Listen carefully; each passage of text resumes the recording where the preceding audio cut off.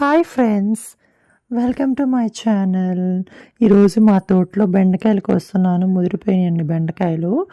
బెండకాయలు ఏంటి అంటే మనకి బెండకాయలు కాసినప్పుడు అవి మనం వాటిని చూస్తుండాలన్నమాట. అంటే బెండకాయ కాసిన ఒక 4 డేస్కి అవి పెద్దగా అయిపోతాయి అండ్ ముదిరిపోతాయి కూడా తొందరగా.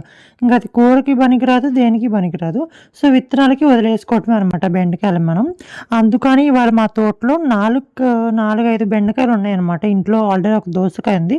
సో ఈ 2 కాంబినేషన్ కర్రీ చేద్దామని నేను అనుకొని ఇప్పుడు బెండకాయలు కోసుకుందాం అనుకున్నాం. సో సొరకాయ కూడా కాసినాయి, చిక్కుడుకాయలు కూడా ఉన్నాయన్నమాట మా తోటలో. ఇది అంతగా పెద్ద చెట్లు అయితే అవ్వలేదు. నేను ఏం ప్రోటీన్ అంటే ఎరువులు ఇస్తున్నాను, కానీ అయినా కూడా ఎందుకు రాదు. ఎందుకంటే చూసారు కదా, కింద మా నేలలో అన్ని రాళ్ళు ఉన్నాయన్నమాట. కింద అన్ని ఇవి రాళ్ళు ఉన్న వలన చెట్టు తొందరగా గ్రోత్ అవ్వదు అనమాట.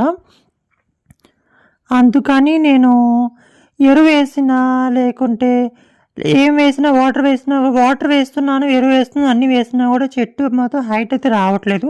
ఉన్న 4 చెట్లు చిన్న చెట్లు కాబట్టి చిన్న చెట్లకే కాయలు కాసినాయి అనమాట. కొన్ని చెట్లు ఏంటంటే బాగా హైట్ అయ్యేదాకా కూడా బెండకాయలు రావన్నమాట. ఇది మంచి సీడ్ కాబట్టి మంచిగా వస్తున్నాయి అనమాట బెండకాయలు. సో ఇవి నేను కోసిన బెండకాయలు. సో ఎలా ఉంది నా వీడియో, కామెంట్ చేయండి.